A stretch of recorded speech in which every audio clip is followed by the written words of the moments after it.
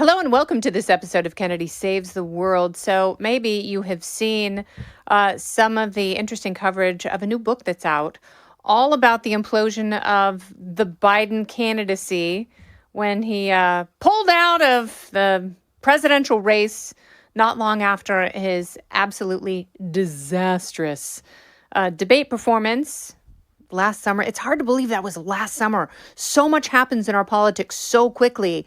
And that race was so wild. It makes you wonder if it's really enough time to have the proper perspective, which just makes you realize that people will, in fact, continue to write more books about Biden's decline, how Kamala blew it, and how Trump ended up in the White House once again. So there are, I have not read the book. I've only read excerpts and passages in media as people have been feverishly covering it. But I do think the subject matter is so incredibly interesting because, for those of us who were honest about Joe Biden's capabilities back in 2020, we were like, there's no way he can really be president now for 4 years. And there's absolutely, without a doubt, no way that he can continue past 2024. You could just see, the presidency ages everyone, but you could see it happening at a remarkable and cruel clip with Biden. He was propped up. He was pushed to run again. The guy was probably exhausted. Who knew what he was capable of and what he really wanted? Because he had a very close circle of aides led by his wife, who, ostensibly made all the decisions for him. And as I've talked about many times, Joe Biden wanted him to run again. She wanted the trappings of the White House and the presidency, because if there were illegitimate gains made by other members of her family, she was like, I've taken the legitimate route. I have been the consummate political spouse. And now, because I have stayed the course with the man who really should stay in a home, I'm going to, grasp at a second term because I want all the stuff. And it just became obvious very quickly, as happens with older people, when you do have some sort of mental decline, sometimes you can fall off a cliff. And one day, you're pretty normal. You have some pretty good days. And then all of a sudden, they're mostly bad days. And that's what happened with Biden. And, I do think that he was over-prepped for the debate, and his aides knew that he was going to fail, but they had to get him out of the race somehow. And what was most interesting to me, it was funny that Kamala Harris had to beg for his endorsement because he called her and let her know that he was dropping out of the race. She was like, but you have to endorse me. Am I mentioned in the statement? And she wasn't mentioned in the statement. So she had to beg him. It's like, come on, man. I'm the only one that can secure your legacy. This is an embarrassment for you and the party. And so her sell was, if you go to an open primary, whoever wins, they are going to chart their own course. They're going to want to have nothing to do with your presidency. I am the only person who can maintain your legacy. And he made a promise, like a blood promise. Like, they cut their hands and shook them just to seal the deal with the devil that she was not allowed to go out there and badmouth him. If she was going to cement his legacy, which was the only reason he promised to endorse her, then she had to talk about how great his administration was and how, even though when she was pressed, because voters really wanted to hear, what are you going to do different? What did he do wrong that you will do right? And she couldn't answer that because she made a deal with him that she would not. And she wasn't smart enough to figure out how to get around that. She didn't deserve the presidency. And it was Obama who knew that. Not only did she not deserve it, she couldn't win. He knew what she was capable of, but more importantly, what she was incapable of. Don't go anywhere. More Kennedy Saves the World right after this.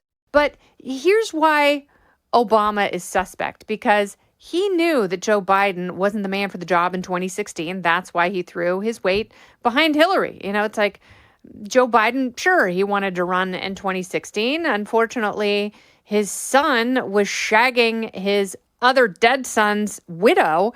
And we thought that was a big inconvenience. That was before the laptop was left at a Mac repair shop.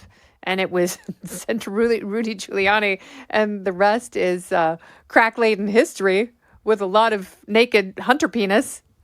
But the point is, Obama backed Hillary because he knew Joe Biden didn't have the right stuff. 2020 was an odd year, and somehow being a non-transformational candidate in an age when we require transformation in order to shift parties and presidents, Joe Biden won.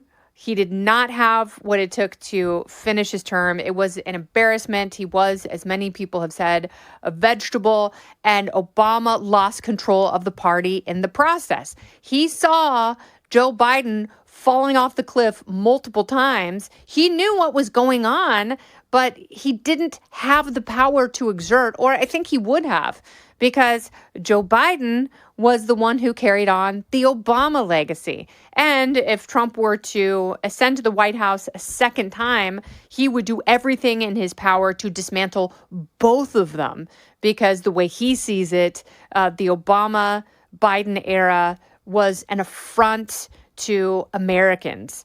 And it undid so much American greatness that he saw it as his responsibility to reinstall all of that. So Obama lost control of the party. He didn't want Kamala to run again. And I thought that was really fascinating, because now you get a behind the scenes look.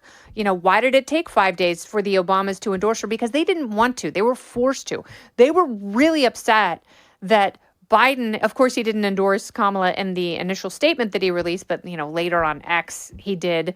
And, it's like, then she was the de facto candidate, because then what are you going to do? Then you look racist and misogynistic as a party if the first female Black Asian vice president is somehow stripped of her rightful place at the presidential podium, or at least the opportunity to run for it. So the party would have looked really bad. So that's why Obama was really upset, because he was boxed into a corner. He didn't have the juice to force Biden into an open primary, which, if you're an American voter, you look at that and you think, yeah, that would have been better to hear a bunch of smart, interesting, angry politicians make a run for the middle and make a case for themselves. Like, how could they put together a presidency in short order? Because if someone is phenomenal enough to do that, I think they could have beaten Trump.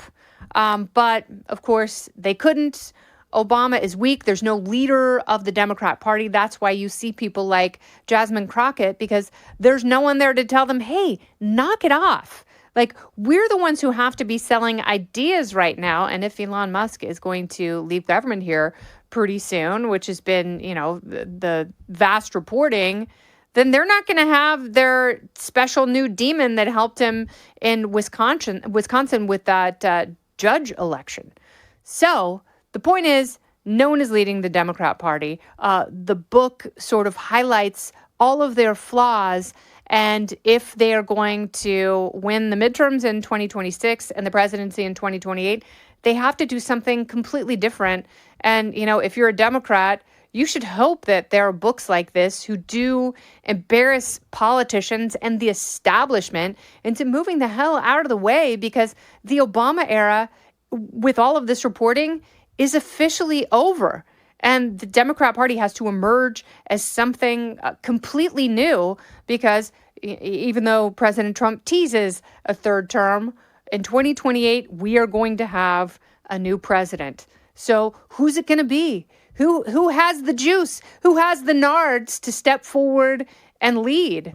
It's pretty tepid at this point. But, for Republicans, they have J.D. Vance, Marco Rubio, hell, maybe even Pete Hegseth, who are vying for the top job. And they've all just received a pretty hefty promotion. So it's a lot more interesting and promising right now for the Republican Party. But as you know, which we are so addicted to the shift, our politics shift dramatically in short order. And that's going to continue to happen. So at least there will be fodder for new books. This has been Kennedy Saves the World. I'm Kennedy. Listen ad-free with a Fox News Podcast Plus subscription on Apple Podcasts, and Amazon Prime members can listen to this show ad-free on the Amazon Music app. Oh, go ahead and leave me a review while you're there. I'd love to hear what you have to say. You've been listening to Kennedy Saves the World on the Fox News Podcast Network.